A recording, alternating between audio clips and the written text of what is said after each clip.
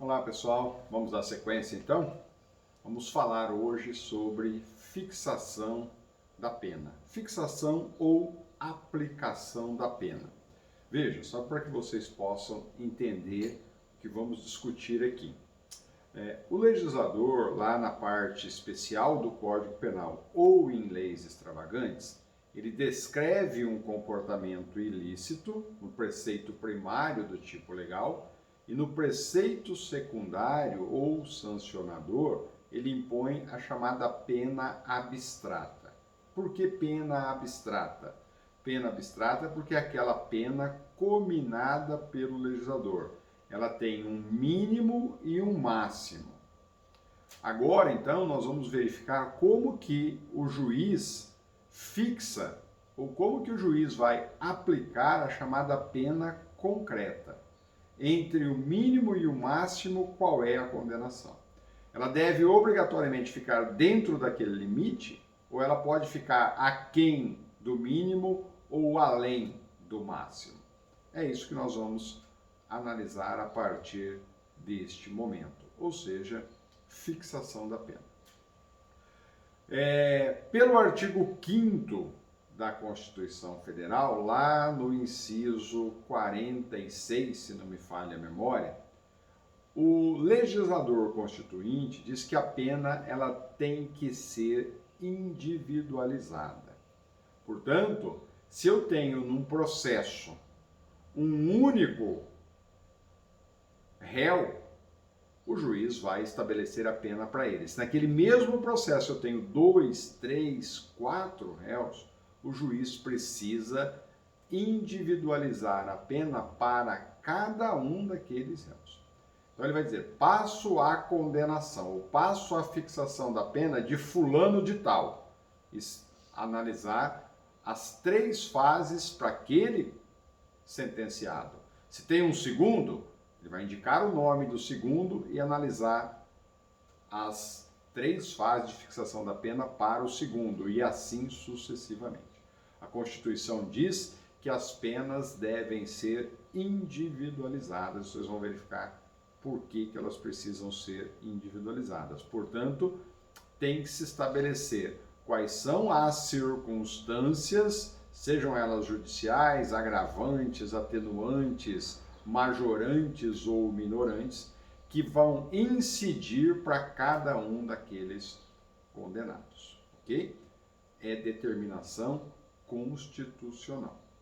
E o Código Penal, lá no artigo 68, determina que esse sistema de individualização inserido na Constituição Federal, ele segue um critério trifásico.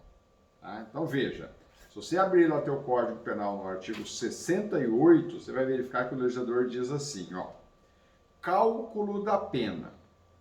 Cálculo da pena para se chegar à concreta. Tá?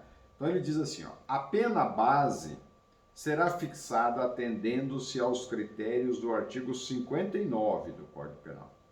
Então essa é a primeira fase da fixação ou da aplicação da pena concreta. Tá? Aí ele bota um ponto e vírgula. Ele diz, em seguida, ou seja, agora nós já estamos ingressando na segunda fase. Em seguida serão consideradas as circunstâncias atenuantes e agravantes. E aí, ponto e vírgula de novo. E aí o legislador vai lá e diz, por último, terceira fase, tá, as causas de diminuição e de aumento, que são as majorantes ou as minorantes. Então veja que o Código Penal, no artigo 68, estabeleceu que para haver a individualização da pena determinada pela Constituição Federal, o juiz precisa obrigatoriamente seguir 3 fases para encontrar essa pena concreta. Por isso que o Código Penal adotou o critério trifásico. Ok? Vamos fazer uma análise sobre cada uma dessas fases. Tema extenso. Tá? Vou passar uma noção geral das 3 fases, depois nós vamos analisar cada uma das circunstâncias que terão que ser analisadas em cada fase da fixação da pena. Ok? Então veja, O legislador menciona lá no artigo 68 do Código Penal que na primeira fase o juiz vai encontrar a chamada pena base. Então, na primeira fase a pena base, na segunda fase a pena intermediária e na terceira e última fase de fixação da pena, a pena concreta, a pena definitiva. Ok? Tranquilo? Essas são as 3 fases que nós vamos analisar agora. Então, na primeira fase, para buscar a chamada pena base, o juiz vai seguir 2 passos distintos. No primeiro passo, ele vai verificar, ou vai se posicionar entre os limites da pena base. Então veja, como que vai fazer isso? Quais são os limites aí estabelecidos?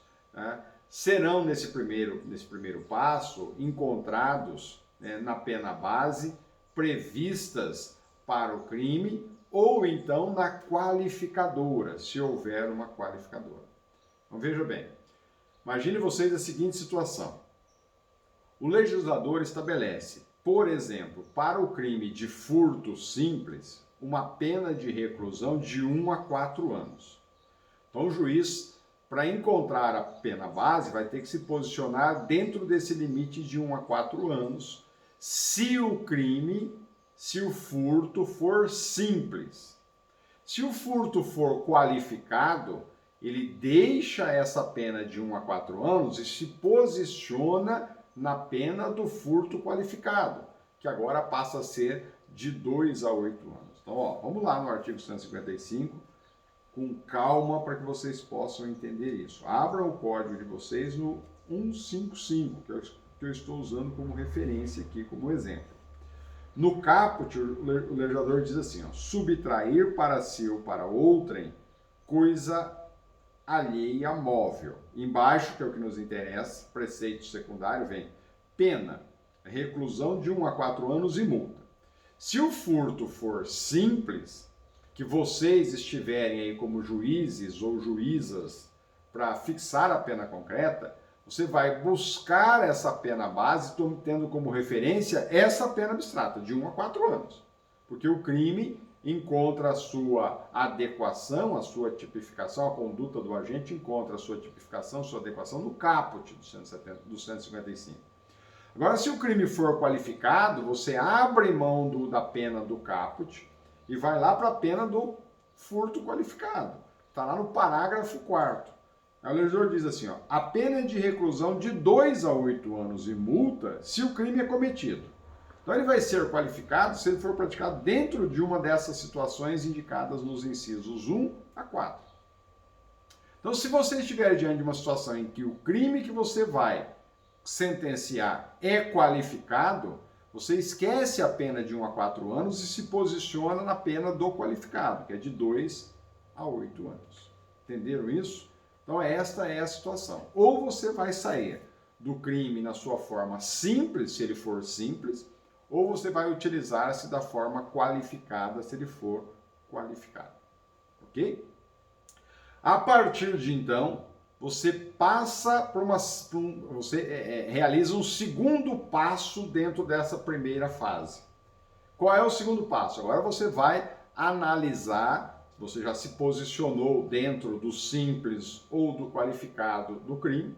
Tá? Agora então você vai passar a analisar num segundo momento, dentro desta primeira fase, se estão presentes as circunstâncias do artigo 59 do Código Penal. Tá? O legislador diz, na primeira fase, o juiz deve se pautar para encontrar a pena base a presença ou a ausência das circunstâncias do artigo 59 do Código Penal.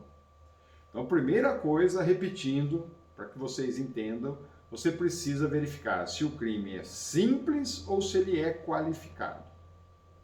Analisando se o crime é simples ou qualificado, se posicionando na pena abstrata do simples, se ele for, ou se posicionando na pena do qualificado, se ele for qualificado, você agora vai para um segundo passo, que é verificar se no caso concreto estão presentes algumas circunstâncias do artigo 59 ou se elas são todas ausentes. Tá? Feito isso, então, você encontrou a chamada pena base. Ok? Há algumas discussões em relação ao encontro dessa pena base. Por quê? Porque para alguns doutrinadores, tá, o ponto de partida é a pena mínima, em abstrato. Então veja, o crime é de furto simples. Você vai lá no furto simples, que é o 155 caput. Olha o preceito secundário, diz lá, pena de 1 a 4. Qual é o ponto de partida de 1 a 4? É 1. Para alguns doutrinadores, o ponto de partida para encontrar a pena base, ou seja, para a análise das circunstâncias do artigo 59, é o juiz sair da pena mínima, em abstrato. Então ele vai começar a analisar na primeira fase as circunstâncias judiciais, tendo como pena 1 ano. Se as circunstâncias judiciais forem todas favoráveis, ele conclui a primeira fase e encontra a pena base em 1 ano. A partir da pena base de 1 ano, ele vai para a segunda fase. Se o crime for qualificado, ele vai ter como ponto de partida a pena mínima qualificada, que agora, se for qualificado no exemplo que nós estamos usando do furto, são 2 anos. Então ele começa a condenar a 2 anos. E aí ele passa a analisar as circunstâncias do artigo 59. Se elas forem ausentes, se não existir circunstâncias judiciais desfavoráveis, ela permanece em 2 anos. Pronto, encontrei a pena base. Concluí a primeira fase. Você vai falar, professor, e se as circunstâncias judiciais forem favoráveis? Como ele já está no mínimo abstrato, ele não pode ficar aquém do mínimo. Ele vai mencionar na sentença a existência das circunstâncias favoráveis, mas ele vai dizer que ele não pode reduzir a pena aquém do mínimo, porque ele já está no mínimo abstrato previsto. Se houver circunstâncias judiciais desfavoráveis, o juiz vai elevando a pena, de forma a não exceder o máximo abstrato. Então veja, na primeira fase de fixação da pena, a busca da chamada pena base limita o magistrado ou a magistrada, na análise das circunstâncias do artigo 59, a ficar entre o mínimo e o máximo estabelecido pelo legislador no preceito secundário.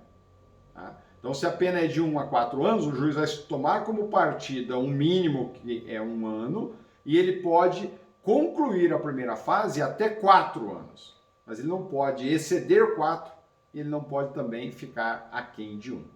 Ele, dentro desse caminho de 1 a 4 anos, ele pode percorrê-lo normalmente, desde que, não vou falar daqui a pouco, ele vá motivando isso. Tá? Mas é livre arbítrio, poder discricionário do juiz elevar ou reduzir dentro daqueles parâmetros mínimos e máximos dados pelo legislador. Então, para parte da doutrina, o juiz tem que tomar sempre como ponto de partida a quantidade mínima imposta no preceito secundário. E a partir dela ele vai verificar se há ou não circunstâncias judiciais do artigo 59 desfavoráveis. Se elas forem desfavoráveis, ele vai elevando. Se elas forem favoráveis, ela permanece no mínimo, porque ele não pode ficar aquém daquele limite. Tranquilo? Nós vamos analisar lá na frente quais são essas circunstâncias. São 8 as circunstâncias indicadas no artigo 59, nós vamos discutir sobre cada uma delas, vamos comentar sobre cada uma delas. Quero que vocês entendam agora o critério trifásico, e depois a gente começa a trabalhar dentro de cada fase as suas circunstâncias, ok? Então, na primeira fase, o juiz vai encontrar a pena base. Como que ele faz para encontrar a pena base? Ele vai verificar então se o crime é simples ou se o crime é qualificado. Sendo simples, ele começa com o mínimo do simples, sendo qualificado, ele começa com o mínimo do qualificado. E aí ele passa a analisar as circunstâncias do artigo 59. Se elas forem favoráveis ou inexistentes, ele continua no mínimo. Se elas forem desfavoráveis, ele vai elevando de forma que ele não pode ultrapassar o máximo combinado no preceito secundário do tipo legal. Ok? Então, esse é um entendimento. Se justifica esse entendimento que a pena precisa sair do mínimo abstrato pelo chamado indúbio pro réu. Tá? Então, você sempre tem que decidir em favor do réu, então você toma como ponto de partida sempre o mínimo abstrato, que é o que mais favorece o réu. Tá? E aí é o que eu mencionei para vocês. Na ausência de circunstâncias judiciais favoráveis, o juiz vai elevando ou permanece no mínimo, dependendo da situação. Tá? Há algumas críticas quanto a isso. Alguns doutrinadores criticam esse ponto de partida como sendo o mínimo. Tá? E por que critica? Eles mencionam o seguinte, ó. O réu, né, com circunstâncias judiciais favoráveis, ele terá a pena fixada no mínimo. E ele é tratado da mesma forma que outro réu que tenha circunstâncias judiciais, por exemplo, neutras. Então você trata duas pessoas desiguais de forma igual. Dá um exemplo, ó. Vamos imaginar você. Eu cometi um crime de furto simples. E você também cometeu um crime de furto simples. Só que nós não estamos em concurso de pessoas, tá? Eu cometi um crime de furto simples sozinho aqui na minha cidade, você cometeu aí na sua. Eu tenho circunstâncias judiciais favoráveis. Então, por exemplo, eu tenho bom comportamento social, eu não tenho antecedentes criminais, tá? Eu trabalho, eu tenho residência fixa, que não são circunstâncias, mas estou acrescentando algumas aqui para vocês entenderem, tá bom? Qual é a minha pena mínima? Ponto de partida na primeira fase, 1 ano. Você aí do outro lado cometeu o mesmo crime que eu cometi em datas diferentes, em locais distintos, também um furto simples, só que você tem péssima conduta social, você tem maus antecedentes, você não trabalha, você é vagabundo, ninguém gosta de você na cidade, ou seja, nós somos duas pessoas socialmente opostas. Qual é o ponto de partida da minha pena? 1 ano. Qual é o ponto de partida da sua pena? 1 ano. Eles criticam por isso. Estou tratando duas pessoas totalmente desiguais de forma igual. Vamos imaginar uma outra situação. Eu tenho essas circunstâncias que eu acabei de dizer para vocês, todas favoráveis. Qual é a minha pena? 1 ano. O juiz não pode reduzir essa pena. Ele não pode determinar, por causa dessas circunstâncias favoráveis, que a minha pena na primeira fase fique aquém de 1 ano. Na primeira fase o juiz não pode fazer isso, ele está limitado entre o mínimo e o máximo. Você aí, que eu acabei de mencionar agora, tem circunstâncias judiciais desfavoráveis, você aí não tem circunstâncias judiciais favoráveis, mas também não tem circunstâncias judiciais desfavoráveis, elas são neutras. Ou você tem uma favorável e uma desfavorável. Elas são neutras. Qual é a minha pena mínima? O meu ponto de partida vai ser 1 ano. E a sua? Também 1 ano. Veja que você, de novo, levando em consideração o segundo exemplo, você trata pessoas desiguais, porém juridicamente iguais. Essa é a crítica do ponto de partida sendo a pena mínima, abstrata, imposta lá pelo legislador. E, portanto, um dos críticos, o Carvalho Neto, ele menciona que o ponto de partida para encontrar a pena base nessa primeira fase deveria ser o ponto médio. Tá? Por que o ponto médio? Porque aí permitiria ao juiz a interferência aí das circunstâncias favoráveis. Então veja, se a pena é de 1 a 4 anos, você pega a pena média de 1 a 4.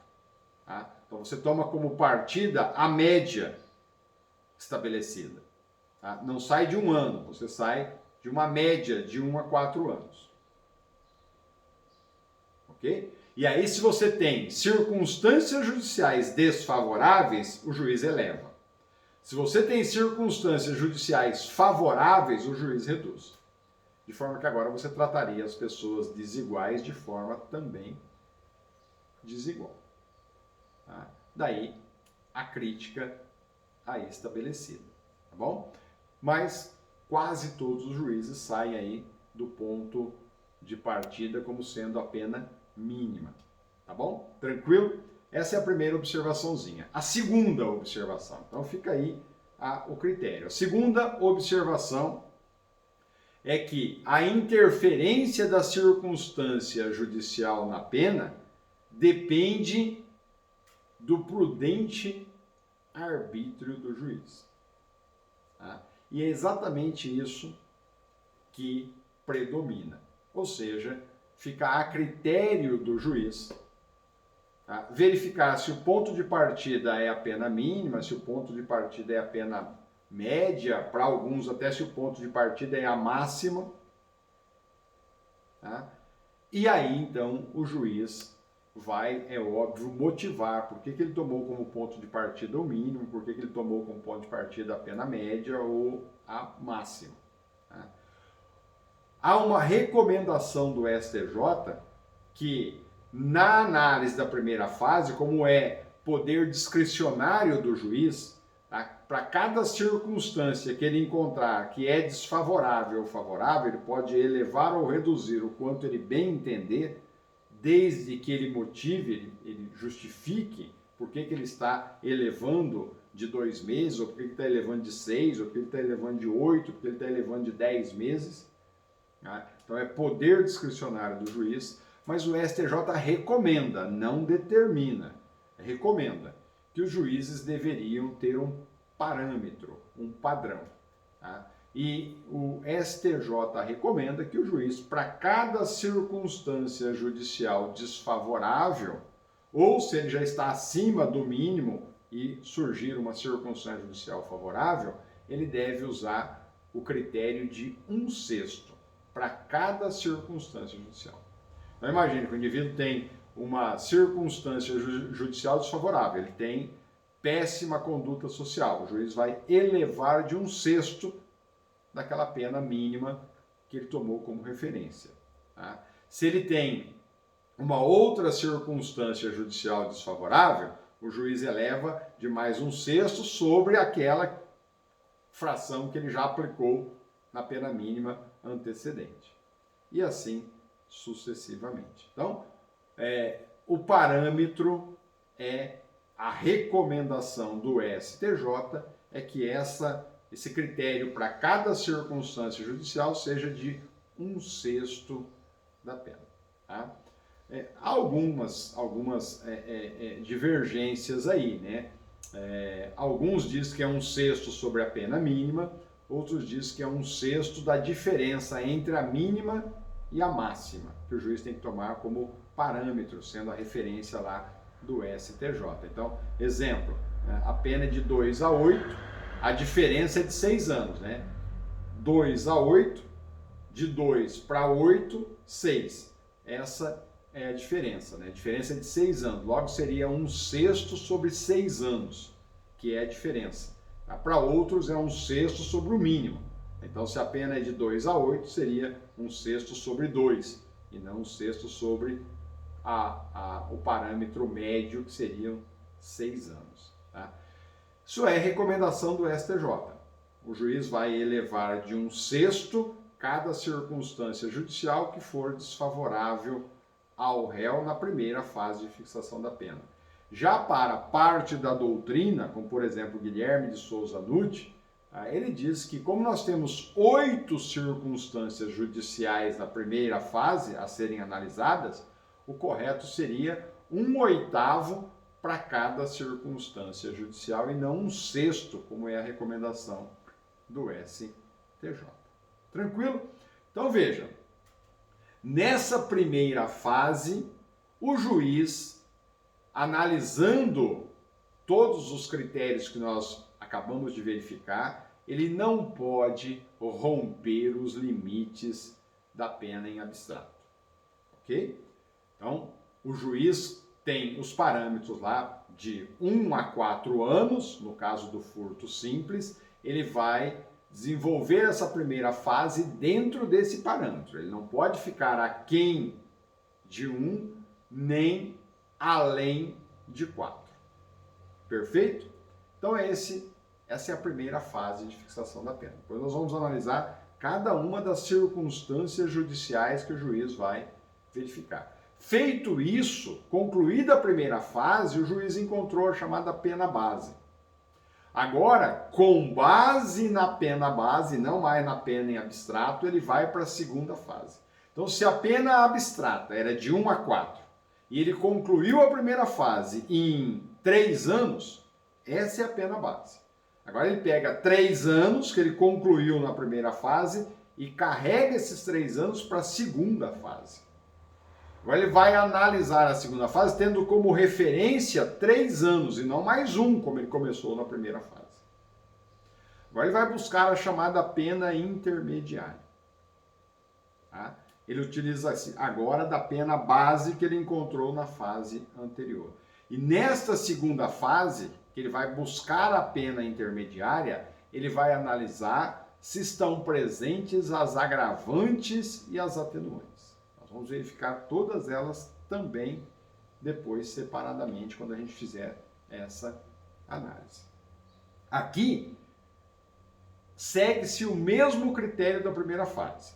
Tá? A interferência das agravantes e atenuantes depende do prudente arbítrio do juiz.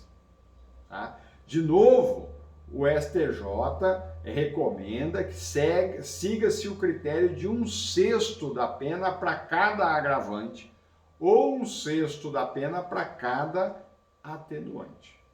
Inclusive temos súmula 231 do STJ, determina que nesta segunda fase, assim como acontece na primeira, o juiz não pode romper os limites da pena base.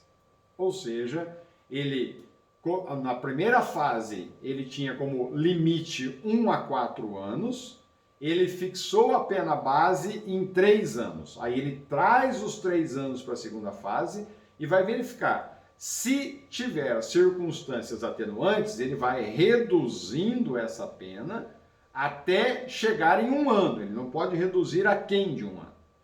Se não tiver atenuantes e tem agravantes, ele vai elevando de forma a chegar até 4 anos, mas ele não pode exceder os 4 anos. Então veja, tanto na primeira fase, onde ele vai analisar as circunstâncias judiciais, que são 8, que estão inseridas no artigo 59 do Código Penal, e aí ele vai encontrar a pena base, como na segunda fase, ele vai buscar a pena intermediária, e ele vem para a segunda fase, tendo como referência a pena anterior, da fase anterior, que é a pena base. Agora aqui, presente agravantes ou presente atenuantes, ele continua limitado ao mínimo e o máximo em abstrato. Olha que interessante. Se o juiz, na primeira fase, começou com a pena mínima em abstrato e ele não encontrou nenhuma circunstância desfavorável, ele vem para a segunda fase com o mínimo da pena abstrata. Se na segunda fase não tem nenhuma circunstância agravante, ela continua no mínimo, 1 ano. E se tiver uma circunstância atenuante favorável, ele não pode reduzir aquém de 1 ano. Ele vai reconhecer a existência daquela atenuante, mas vai dizer lá na sentença que ele não pode reduzir a pena porque ela já está no mínimo abstrato determinado. Ou seja, o juiz está limitado àqueles parâmetros dados pelo legislador na primeira e na segunda fase. é a mesma situação. Se na primeira fase ele encontrou várias circunstâncias judiciais desfavoráveis, ele foi elevando, de forma que ele chegou no máximo abstrato. O exemplo que nós estamos tomando aqui como referência é de 1 a 4. Então ele chegou a 4 anos. Aí ele vem para a segunda fase com 4 anos. Na segunda fase agora, não tem circunstâncias atenuantes, mas tem uma circunstância agravante. O juiz terá que reconhecer a existência dessa circunstância agravante e mencionar que ele não pode elevar a pena porque ela já encontra-se no máximo abstrato determinado. Entenderam isso? Na primeira e na segunda fase, o juiz pode caminhar, tá, subindo ou descendo na quantidade de pena, desde que dentro dos parâmetros estabelecidos pelo legislador, naquela pena combinada no preceito secundário.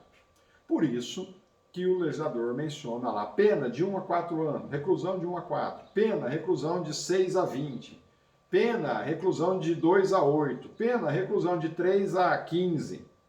Tá? Porque na primeira e na segunda fase o juiz tem que ficar limitado ao mínimo e máximo, não podendo exceder esses limites, nem para mais, nem para menos. Entenderam isso? Tranquilo? Essas são as duas fases. Você vai virar e vai falar o seguinte, mas por que o juiz não pode ficar aquém do mínimo, nem exceder o máximo? Esse critério trifásico estabelecido dessa forma, pessoal, se deu exatamente para que possamos, com isso, evitar a chamada pena zero, ou crédito do réu em favor do Estado. Então, imagine vocês a seguinte situação. Imagine que, por um motivo qualquer, você vai falar, mas isso não é difícil de acontecer. Todas as profissões você encontra alguém que desvia, né, a sua trajetória de honestidade. Então imagine você que eu tenho um amigo, eu sou amigo de um juiz e eu tenho um outro amigo. E esse outro amigo meu não é amigo do juiz, mas eu sou o intermediário entre os dois. Esse amigo meu cometeu um crime. E o processo desse amigo meu está nas mãos desse juiz que é meu amigo. E o juiz vai sentenciar. Aí eu vou até o juiz, claro, imaginem essa situação hipotética, pelo amor de Deus. Tá? Eu vou até o juiz, né, num dia lá jantando, ou no churrasquinho em casa, ou na casa dele, eu falo, tem um amigo meu, pessoa muito gente fina, que fez uma besteira aí, tá com o processo lá, tá com você. Eu falo, quem é? Fulano. Ah, tá comigo mesmo. Pô, o cara é muito gente boa, o cara é quase meu irmão. Por isso, deixa comigo, então. Lógico que o legislador precisa imaginar essas hipóteses. Na prática é difícil disso acontecer, mas ele tem que ter essas possibilidades legais de evitar que isso ocorra. Né? Ele fala, deixa comigo. Aí o juiz, na hora que pega o processo para sentenciar, ele lembra, fala, esse aqui é o amigo lá do meu amigo. Então tá bom. Então ele vai lá e diz o seguinte, olha, na primeira fase a pena era pena mínima de 1 ano. Ele toma como referência a pena de 1 ano. Se ele não tivesse limitado, ele viria lá e analisaria o seguinte, olha, ele não tem nenhuma circunstância judicial desfavorável, mas ele tem uma circunstância judicial favorável. E aí o juiz iria e diria, reduzo a pena de 1 ano. Pronto, pena 0 já para ele. Tá? Aí ele ia para a segunda fase. Na segunda fase não tinha nenhuma circunstância agravante, mas tinha uma atenuante. O juiz ia lá e colocava assim, reduzo de mais 1 ano, ou seja, o Estado já estava devendo 1 ano para o criminoso. Aí ele ia para a terceira fase. Não tinha a causa de aumento nem causa de diminuição. Condena o fulano de tal a menos 1 ano de prisão. Ou seja, ele cometeu o crime e o Estado ficava devendo 1 ano para ele. Entenderam a possibilidade? Isso poderia acontecer.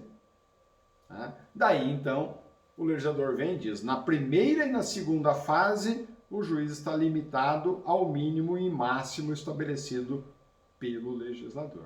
E isso evita a chamada pena zero ou evita o crédito do criminoso em favor do Estado. Tá? Isso poderia acontecer sem dúvida nenhuma. Raras as oportunidades que isso iria acontecer, mas não seria impossível. Agora, com o critério trifásico, isso é impossível. Por que é impossível? Porque só na terceira e última fase desse critério trifásico é que o juiz pode fixar a pena acima do máximo ou abaixo do mínimo abstrato dado pelo legislador. Então veja, ainda que ele permaneça com a pena no mínimo, já que ele quer favorecer o amigo do amigo dele, na primeira e na segunda fase a pena será de 1 ano. Aí ele vai para a terceira e última fase. Aí não tem causa de aumento, mas tem causa de diminuição. Agora a pena pode ficar aquém do mínimo? Agora pode. Mas ele vai conseguir chegar à pena zero? Nunca. Então se vem lá o legislador e diz, reduz a pena de metade. Pronto, ele vai condenar a 6 meses. Reduz a pena de 2/3, ele vai condenar a 1 mês e meio, 2 meses, 3 meses. Mas haverá condenação. Em hipótese alguma, a pena será zero ou negativa. Tá? Por isso que só na terceira fase é que o juiz finaliza a fixação da pena. É aí que ele encontra a chamada pena concreta, a pena definitiva. É nesta terceira fase que se conclui a fixação da pena. Tá? E para a terceira fase agora, ele traz a pena intermediária que ele encontrou na segunda fase. E aí, agora, então, nesta terceira fase, ele vai aplicar as majorantes ou então as minorantes, ou seja, as causas de aumento ou as causas de diminuição da pena. Agora, quem dá a fração de aumento ou quem dá a fração de redução, de diminuição, é o próprio legislador. Agora é aquela hipótese assim, se o crime for praticado durante o repouso noturno, aumenta-se a pena de 1/3. Esse aumento de 1/3 só é analisado aqui na terceira fase. Por isso que agora a interferência da majorante ou da minorante, daquela fração indicada pelo legislador na pena, ela pode elevar a pena além do máximo ou ficar aquém do mínimo. Na terceira fase, somente na terceira fase, pode ocorrer o rompimento dos limites da pena base, da pena abstrata, tá? Que é o mínimo e o máximo. Tá? Então, disso tudo que nós comentamos, é possível concluir que o sistema trifásico ele tem o objetivo de controlar o arbítrio na fixação da pena. E, é claro, a violação, né, a sua violação, né, das determinações desse critério trifásico pode ensejar, inclusive, a reforma da decisão pelos tribunais superiores ou mesmo a anulação daquela capitulação da fixação da pena. Ou seja, o juiz não pode, por exemplo, na segunda fase, aumentar a pena, na segunda fase aplicar uma majorante e na terceira fase uma agravante atenuante. O juiz não pode inverter as fases. Na primeira fase ele tem que analisar as circunstâncias judiciais, onde elas estão, no artigo 59 do Código Penal. Na segunda fase tem que analisar somente as circunstâncias agravantes e atenuantes, onde que elas estão. Nós vamos verificar daqui a pouquinho. Está lá no 61, 62, 64, 65 do Código Penal. Tá? Elas vêm indicadas no Código Penal. E a terceira e última fase, que são as majorantes e as minorantes, ou seja, as causas de aumento e diminuição de pena, agora essas vêm impostas pelo próprio legislador no tipo legal, que descreveu a conduta ilícita praticada por aquele indivíduo. Essa é a ordem. O juiz não pode alterar essa ordem, não pode alterar essa sequência. Se ele o fizer, isso é considerado arbítrio por parte do juiz. E isso pode ser revisto, reformulado por decisões superiores, né? Tribunal, STJ, que vai anular essa sentença, não tenha dúvida nenhuma quanto a isso. Então, a fixação da pena segue esses critérios trifásicos, porque é a partir dele que você vai conseguir individualizar a pena, tá? Essas são as sequências aí indicadas. Nós vamos, a partir de agora, então, passar a analisar cada uma das circunstâncias que são verificadas em cada uma dessas 3 fases, para que no final a gente possa entender isso com um pouco mais de clareza. Falaremos disso no próximo encontro.